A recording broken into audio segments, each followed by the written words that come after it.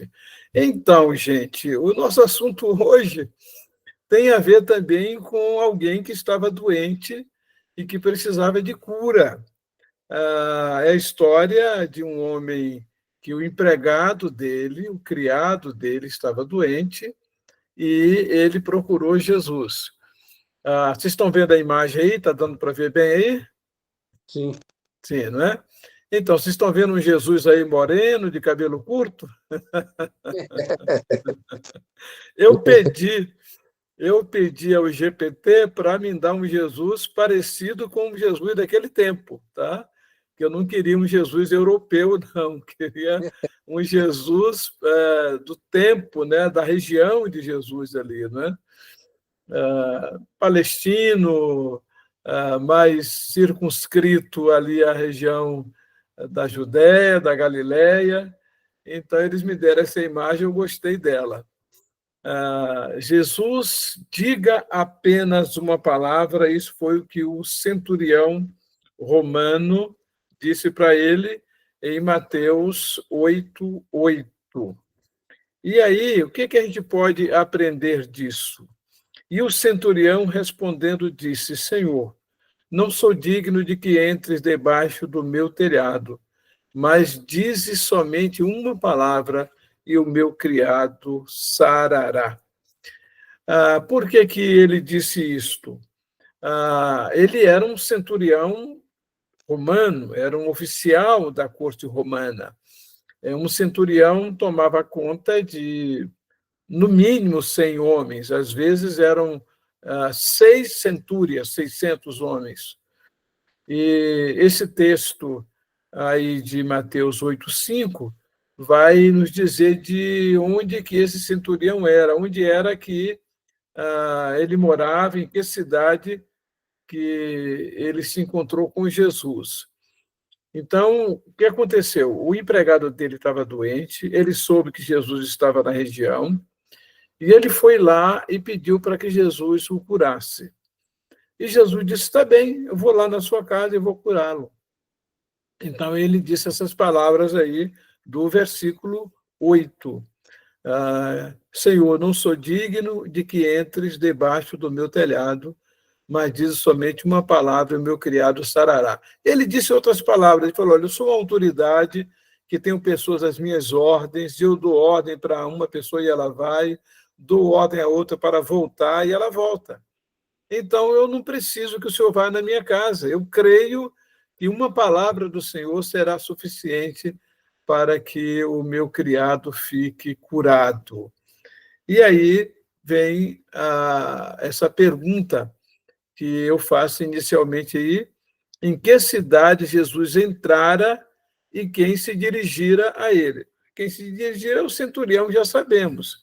Mas no versículo 5, quem leu o estudo e que pôde ver qual era a cidade? Cafarnaum. Cafarnaum. Esta cidade fica às margens do Mar da Galileia, e agora, quando estivemos lá na região, fomos novamente a Cafarnaum, e eu fiz a ministração, porque foi lá nessa região que Jesus restaurou Pedro também, entendeu? Quando Pedro estava desanimado e que quis deixar o apostolado, voltou a pescar. Então, a cidade de Cafarnaum tem só as ruínas lá agora, não é? E tem lá uma casa que o pessoal disse que foi a casa de Pedro, tem a sinagoga, fica bem pertinho. A gente fala assim, sinagoga as ruínas, não é? Fica bem pertinho da casa que diz que foi de Pedro. E então, entrando Jesus em Cafarnaum, dirigiu-se a ele um centurião pedindo-lhe ajuda. Quando Jesus foi expulso de Nazaré, ele foi para Cafarnaum. E lá ele se estabeleceu e desenvolveu grande parte do ministério lá, e o centurião ficou sabendo disso. Então, vocês veem que, apesar de ser um homem de outro país, de outro povo, ele não era judeu, ele não fazia parte das promessas que Deus tinha feito ao povo de Israel, mas ele crê que Jesus pode curar o empregado dele. Então, em Cafarnaum, Jesus realizou muitos milagres. Por isso que Jesus disse que Cafarnaum, por ter presenciado tantos milagres dele e por não ter crido, que esta cidade iria descer ao inferno. Muito interessante isso. Isso está em Marcos 2:1, Mateus 11, 23 a 24. E a segunda pergunta eu já disse também, mas em favor de quem o centurião intercedia? Mateus 8:6. Pelo empregado. Do criado. Pelo servo dele. Gente, imaginem que naquele tempo um homem da estipe, da classe social do centurião, se preocupar com um escravo, com um servo. Você pode ver assim a índole de bondade desse homem, dele ir à procura, ir em busca da solução para o empregado dele.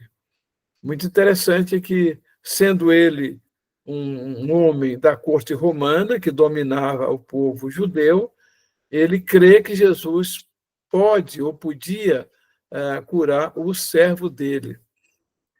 Daí, em Lucas 7, 3 a 5, acrescentar que os anciãos dos judeus intercederam por ele, pelo centurião. Falaram assim para Jesus: Jesus, atende o pedido dele, porque ele ama a nossa nação. E havia até construído a sinagoga. Muito interessante, né? Que a sinagoga de Cafarnaum tenha sido construída por esse centurião. Então, são coisas assim que às vezes passam despercebidas, mas a gente vê que a gente não pode julgar as pessoas, às vezes, por certas atitudes, certas funções delas, achando que ela é uma opressora, ela é má, ela está a serviço do inimigo. Estaria, não é, se a gente fosse olhar do ponto de vista de muitos judeus. E Roma dominava os judeus. O centurião, que não falo o nome dele, era um comandante, né, justamente de um grupo de soldados que patrulhavam Israel. E esse homem, apesar da condição, da posição dele, ele era uma pessoa de um bom coração e ele amava os judeus. Olha que detalhes extraordinários. E aí, a pergunta em relação ao que o centurião falou do empregado dele. Qual era a condição física daquele criado do centurião? Mateus 8:6. Vamos ver as versões que vocês têm aí? Paralítico de cama. Estava de cama, outro estava paralítico. E o que mais? Que outra versão que vocês têm aí? Muito doente e atribulado. Muito doente, atribulado. Violentamente atormentado. Violentamente atormentado. Olha que coisa, Sofria, hein? horrivelmente. Sofria horrivelmente. Possivelmente, esse homem tinha sido acometido de um tétano, uma doença assim, e a condição dele era de terrível sofrimento. Então, meu servo está em casa, paralítico, em terrível sofrimento. E aí ele vem e pede a ajuda de Jesus. Em Lucas 7:2, diz que ele estava doente quase à morte. E a gente ouve o Luiz Cláudio compartilhando a experiência dele, né, de como Deus o tem sustentado, tem conduzido. E muito interessante que algumas versões digam paralítico. A gente vê que sempre houve problemas, sempre houve muitos tipos de enfermidades, mas que Deus não está alheio ao sofrimento de nenhum de nós. E aquele homem, o centurião, creu que Jesus podia socorrer o criado dele. Então, era possível que fosse tétano, febre reumática, ou até outra enfermidade muito grave. E aí, a quarta pergunta, de que o centurião disse que não era? Não era Digno. Não era o quê? digno de receber Jesus em sua casa. Digno de receber Jesus na casa dele. Outras versões dizem o quê? Não, Jesus entrasse em sua casa. não mereço, né? Não mereço? Não sou digno de que o Senhor entre na minha casa. Essa é uma versão. E qual é a outra versão que nós temos aí? Não sou digno de que o senhor entre debaixo do meu telhado. Debaixo do meu telhado. Legal. E outra versão. Que mais? Estou lendo aqui na versão da NVI e respondeu o centurião: Senhor, não mereço receber-te debaixo do meu teto. Muito impressionante a atitude de humildade daquele homem. É. Era uma alta autoridade, um representante de Roma. Na minha E tradução ele fala, acha... Como? na minha tradução fala, não sou digno que entre Não sou debaixo do meu teto. digno. Exatamente, não sou digno. Então, vocês veem que algumas pessoas, elas dizem assim, Deus vai me abençoar conforme eu mereço. Ih, tá lascado. Tá lascado. Tá lascado. Ai, ai. Ô, gente, vocês que são de outros estados, Minas, tem algumas expressões que às vezes eu fico assim meio chocado. Tá lascado. Mas faz parte aqui do vocabulário mineiro. Quando eu ouço um irmão falar assim no púlpito, fulano estava lascado, eu chego quase a me afundar na terra.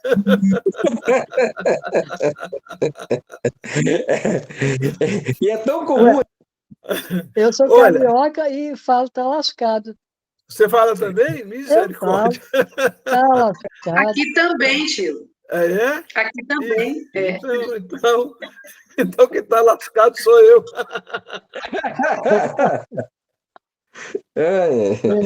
Mas, gente, olha, aqui em Minas, principalmente aqui da região aqui de Belo Horizonte, a pessoa fala assim para a outra, olha, fulano me xingou todo. Olha, se você falar fulano me xingou todo na Bahia, olha, tem um significado muito diferente. Mas aqui mesmo. em Minas, fulano me xingou todo quer dizer fulano me deu uma bronca, me chamou a atenção. Olha só. Aqui é isso. Demorou para eu entender esse negócio, sabe? Demorou. Gente, como é que fulano xingou o outro todo? Fulano vai me xingar. Não, vai me chamar a atenção. Mas o centurião, esse homem, ele fala, não sou digno. Ninguém é digno de nada diante de Deus. Se a gente for olhar pelo lado dos merecimentos, nós estamos lascados. Estamos lascados. No pau da goiaba. É isso aí. Então, para os irmãos verem que a gente precisa saber como é que se dirige a Deus. Porque quando a gente se dirige a Deus já com arrogância, com exaltação, a gente não vai com humildade, a gente não consegue nada dele. Então, você vê que uma das maneiras da gente conseguir a atenção de Deus é a humildade, é o quebrantamento. Por isso que o salmista... Falou, né? Ele falou para aprender de mim, que sou manso e humilde de coração. Manso e humilde de coração. E em Salmos 51, 17, Davi disse que é o coração quebrantado e contrito não rejeitarás, ó Deus. Então, Deus não rejeita nenhum coração quebrantado e contrito. Deixa eu ver se tem alguém tentando entrar aqui. Tem sim, só um momentinho que eu vou autorizar, porque às vezes alguns chegam depois mesmo. É a Karina que está tentando entrar. Muito bem. Bem-vinda, Karina. Deus te abençoe. Karina, seja bem-vinda, tá? Já estamos em andamento aqui. O meu irmão não conseguiu entrar. É? Ai, que É, pena. eu não vi o nome dele aqui. Oh, que pena, né? É. Seria bom que fosse no aplicativo só, né? Não seria mais fácil? Mas é um só mesmo, é só o Google Meet mesmo, é só clicar ali que entra. Ah, então, mas você colocou lá no YouTube, né? Ah, o YouTube é para poder entrar por lá mesmo. Então é Sim. possível que ele esteja por lá, ele não esteja aqui. Sim. Ah, Porque bom.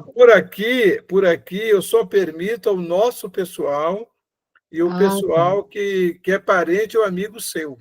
Aí Entendi. pode, não tem problema. Aquele do YouTube é para gente que não é do nosso hall, para não ficar atrapalhando a gente aqui, sabe? Igual teve aquela invasão da outra vez. Mas então, gente, a palavra de Deus diz que é o coração quebrantado e contrito que Deus não rejeita. Amém. E na primeira carta de Pedro, capítulo 5, versículo 6, diz assim: humilhai-vos, pois, debaixo da potente mão de Deus, para que ele, a seu tempo, os exalte. Amém. Então, se a gente quiser obter alguma coisa de Deus, tem que começar pelo quebrantamento, pela humildade. E o centurião fez isso. Ele disse: eu não sou digno, eu não mereço. É. Eu não mereço. E aí, nós vamos ver a quinta pergunta aí. O que ele pediu que Jesus fizesse? Já está aí a resposta, né? Enviasse uma palavra. Jesus enviasse ou dissesse apenas uma palavra. Olha que coisa. Ele não pensou assim: ah, Jesus, eu queria que o senhor fizesse uma oração forte. Vocês já viram gente que pede isso? É. Tem gente que fala assim: pastor, eu queria que o senhor fizesse uma oração forte pelo meu problema, pelo meu parente. Mas você vê esse homem dizer: basta que o senhor diga uma palavra. E aí, meu irmão, minha irmã, eu quero que a gente reflita sobre o seguinte: qual é a área da sua vida que você está precisando de uma palavra de Jesus, de uma resposta de Deus? Faça como o centurião: Senhor, eu só preciso de uma palavra tua.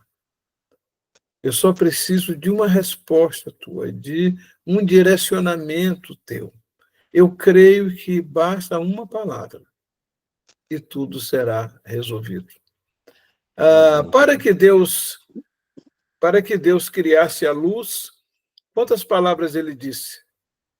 Haja. Haja luz. Só duas, né? Só duas. Gente, para criar o sol, a lua, as estrelas, não é? Toda a luz cósmica que existe, ele falou apenas duas palavras. Mas só uma curiosidade: a qual luz Deus estaria se referindo quando ele disse haja luz? Eita. Não é a luz. A palavra. Quem A é sua palavra. ovelha pode responder? Já sabe a resposta? Deixa para as antigas ovelhas. Por favor, pode responder, Luiz. Ele estava apresentando Jesus. É dali para nada. Haja luz.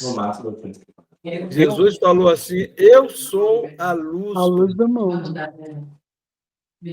A palavra haja é um verbo. E João começa dizendo: no princípio era.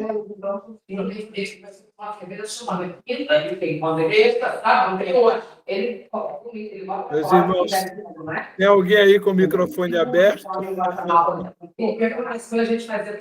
Desculpa, pastor, sou eu aqui. É que eu queria falar que eu estou aqui ouvindo tudo, mas eu estou com as visitas aqui em casa aqui ao mesmo tempo. Deixa eu só terminar essa palavra aqui. Então, Tá olha, bom, desculpa. quando Deus disse haja luz, ele usa apenas duas palavras. Uma é um verbo e a outra um substantivo. Tá? E a Bíblia diz que Jesus é o verbo. E Jesus disse que ele é a luz. Então, quando Deus disse haja luz, não era somente a luz solar, as estrelas, a lua, que isso pode estar implícito. Mas, na verdade, Deus estava apresentando, como o Luiz Sávio falou, apresentando o seu Filho, que é um verbo, que é o verbo e que é também a luz. Sabe por que isso é muito interessante? Porque não diz que Deus criou a luz no dia primeiro, essa luz aí, logo em seguida? E houve tarde, amanhã o primeiro dia? Fala isso, né? Mas em que dia que o Sol e a Lua mesmo foram criados? Quem sabe? O Sol e a Lua foram criados no quarto dia. Já havia 3 dias quando o Sol e a Lua foram criados. Pode ler lá em Gênesis, capítulo 1. Vocês vão ver. Então, ainda que a gente possa ter muitas explicações para isto, mas isso chama-nos a atenção. Porque Deus fez separação entre a luz e as trevas. E Jesus é isso. João vai dizer que Deus é luz e não há nele trevas nenhumas. Mas é só uma pitadinha para a gente refletir. Então, vamos dar prosseguimento. Então, o que ele pediu para que Jesus fizesse? Dissesse apenas uma palavra. Isso pode ser aplicado na vida da gente em muitos momentos de necessidade. Uma oração de fé. Deus, eu não preciso de um discurso, porque o Senhor, com apenas uma palavra, 2 palavras, o Senhor criou a luz, não é? Então, o centurião disse, basta uma palavra.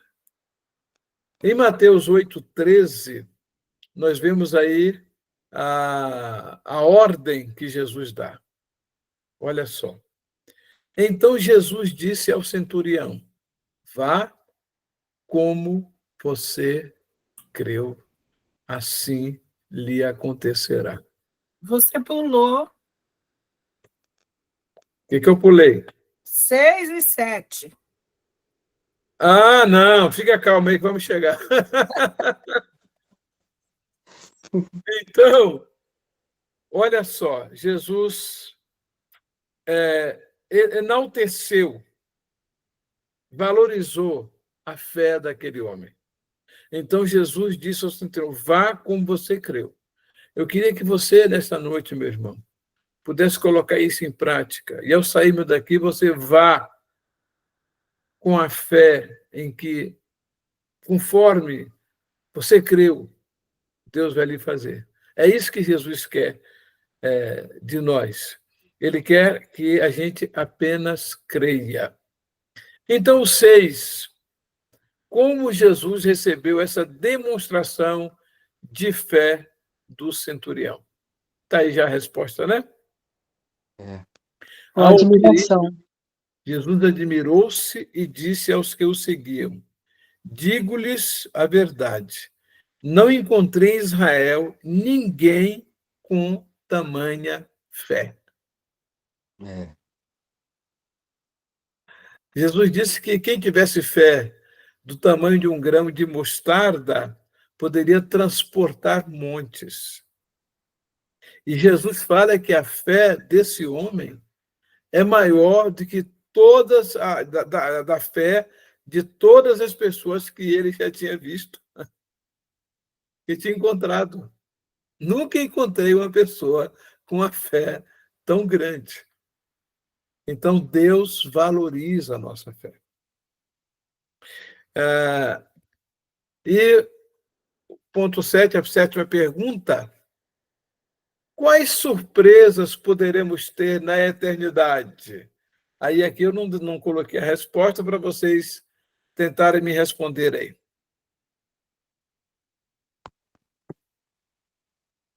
Quais são as surpresas que podemos ter na eternidade? A primeira é essa. Vinde benditos, meu Pai, possuir por herança o que vos está preparado. Essa é uma. Então nós vamos ter essas boas-vindas de Jesus. Mas de acordo com Mateus 8, 11 e 12. Ele disse que muitos virão do Oriente e do Ocidente, né? Para se sentar na mesa com Abraão, Isaac e Jacó. E também lugar na mesa com Abraão, Isaac e Jacó, no reino dos céus. Mas os filhos do reino seriam lançados fora. O que vocês entendem por isso aí? Pois é, ia perguntar isso para o senhor. Será que esses filhos do reino aqui perderam a salvação por causa disso? Vamos ver.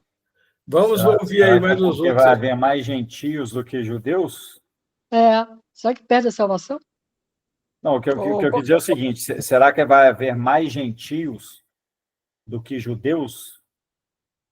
Com toda certeza.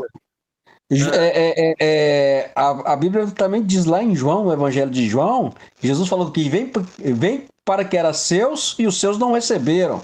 Será que Jesus estava referindo àquele povo daquela época? Sim, com certeza, está bem. Mais alguém quer comentar isso aí? Está falando sobre os filhos do reino. Quem são esses filhos do reino? Quem são? Reino está escrito com letra maiúscula ainda. Não são os que o receberam? Sim. Olha, esse texto que foi citado aí, de João, capítulo 1, versículos 11 e diante, que diz, veio para o que era seu, os seus não receberam, mas a todos quantos o receberam, deu-lhes o poder de serem feitos filhos de Deus. Deus é o Rei eterno.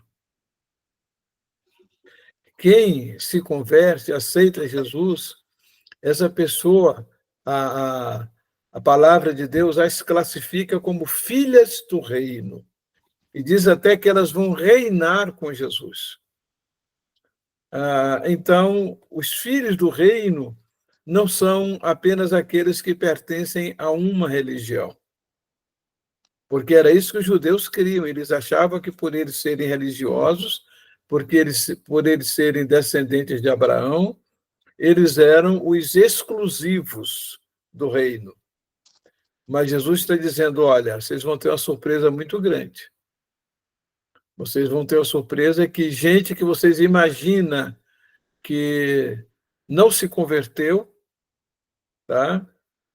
Pessoas que você acha que morreram perdidas, vocês vão ter uma surpresa ao ver que essas pessoas me aceitaram. Essas pessoas tiveram um momento de arrependimento, de conversão. A gente nunca sabe o que acontece no momento da morte de uma pessoa, principalmente quando essa pessoa tinha conhecimento da palavra de Deus. Ela pode se converter naquele último instante. E alguém que você acha que nunca se converteu, que morreu no pecado, e a pessoa ouviu tanto, né? Ouviu tanto, essa pessoa não se converteu. Né? E, de repente, Deus usa de um expediente, e uma pessoa que eu fiz discipulado uns 5, 6, 7 anos, 5 anos mais ou menos, né? O nome, é um casal até, o nome deles é Luiz Cláudio e Kelly, sabe?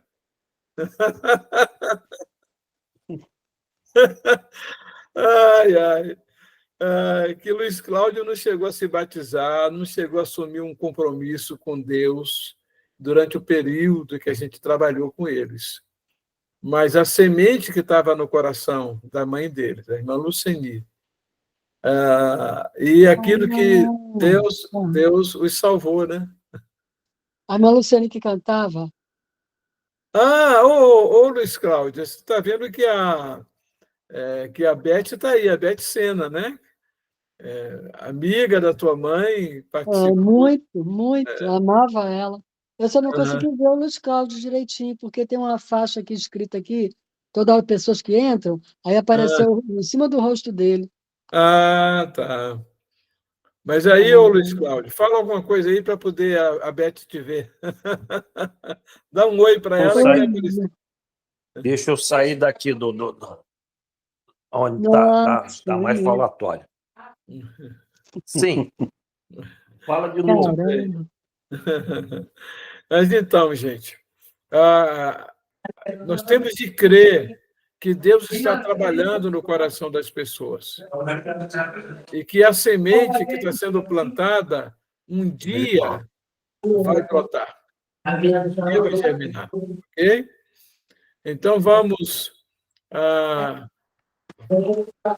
só continuando aí, muitos virão do Oriente e do Ocidente e reclinar-se-ão ou sentar-se-ão com Abraão, Isaac e Jacó.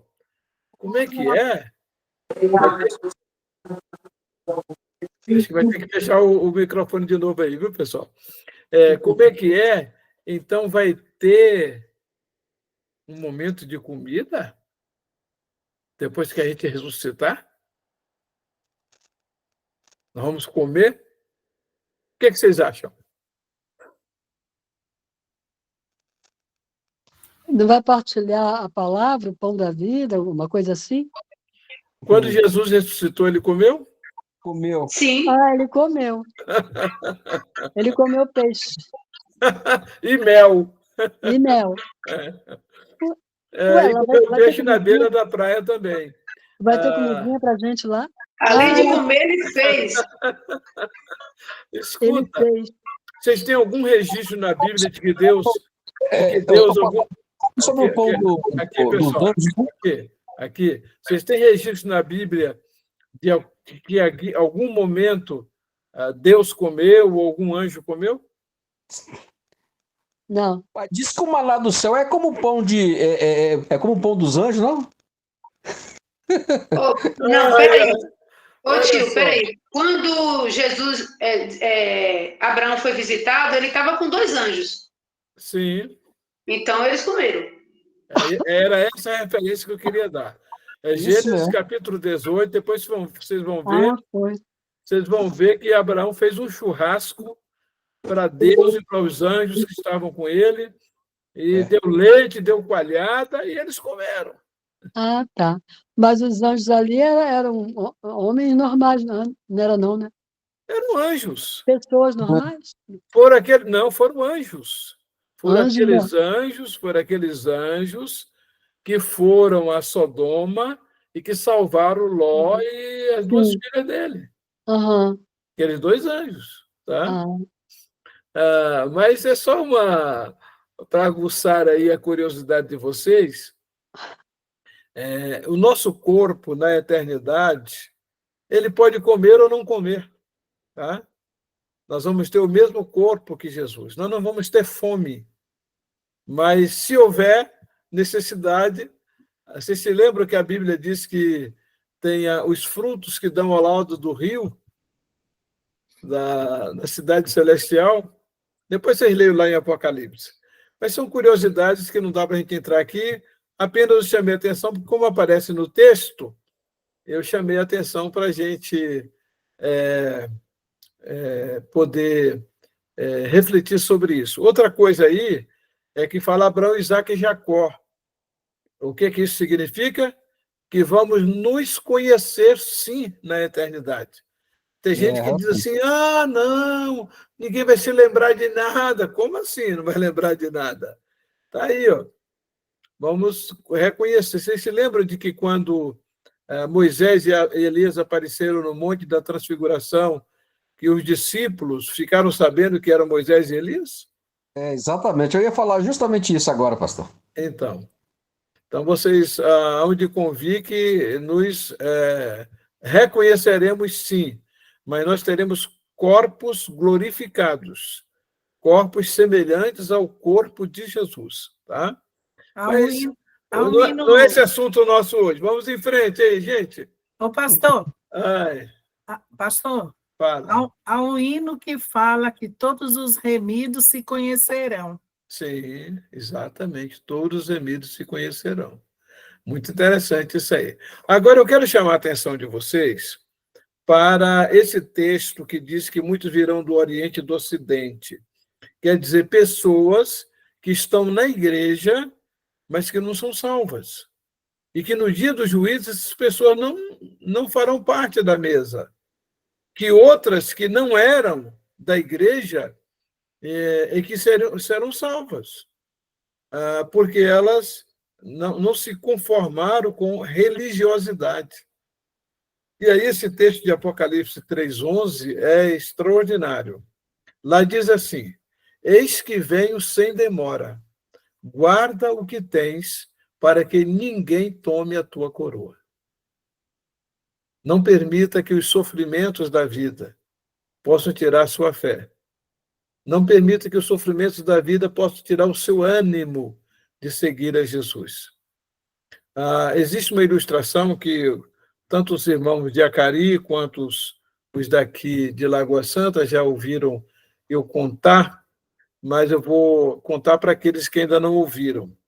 Conta-se que durante a perseguição aos cristãos, houve um grupo de 40 cristãos lá na Sibéria que foram colocados no gelo, sem roupa, para que eles negassem a fé deles, e foi colocado um soldado para vigiá-los. A condição para que eles não morressem congelados era simplesmente eles saírem daquele lugar e dizerem para o soldado: estou abandonando a minha fé. E o soldado ficou ali. E aqueles cristãos, eles começaram a morrer, um a um, e o soldado teve uma visão extraordinária, porque cada crente que morria, vinha um anjo, colocava uma coroa na cabeça daquele crente e o levava para Deus. E o soldado foi contando, eram 40. E ele contou de 1 e tal, 30, 37, 38, 39, e não chegava aos 40. E ele ficou curioso: cadê o 40º? Cadê? Daí um pouco ele ouve uma voz atrás dele: ô, soldado, não sou bobo, não, vou morrer igual aqueles outros boboca lá morreram, não. Eu estou abandonando esse negócio de Jesus. Aí o soldado falou para ele: por acaso você não viu o que eu vi? Pois tome aqui as minhas armas e a minha roupa, porque eu vou receber aquela coroa. Eu vou aceitar Jesus também.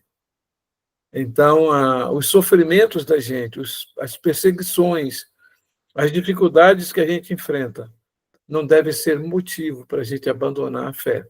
Por isso que Apocalipse diz isso, né? 3:11, guarda o que tens, para que ninguém tome a tua coroa.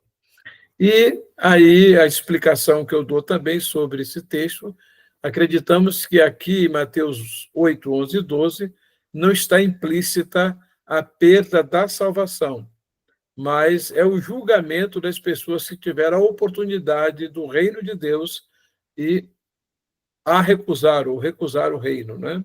Recusar a oportunidade. Hebreus 3, 7 a 9, aquele texto que quase todo cristão conhece, como diz o Espírito Santo: se hoje ouvides a sua voz, não endureçais os vossos corações, como na provocação no dia da tentação no deserto, onde vossos pais me tentaram por 40 anos e viram o meu juízo, viram a minha condenação. Por isso jurei na minha ira que não entrarão no meu repouso.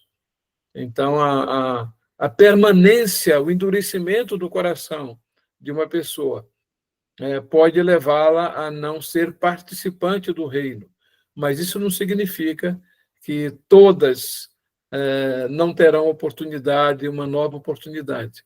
E pode ser que a gente tenha surpresas no reino. Finalmente, o que Jesus disse ao centurião? Mateus 8:13. Vai-te, seja feito conforme a tua fé. Que cada um de nós, nesta noite, possa encerrar essa reunião aqui.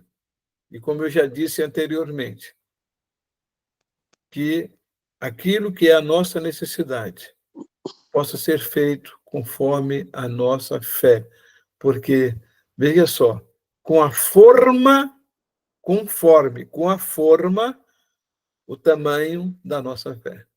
E aí, cabe a cada um de nós perguntar qual é o tamanho da minha fé.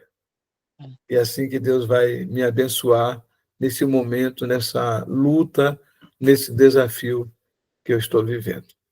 Eu quero fazer uma oração por vocês nesse momento. Amém.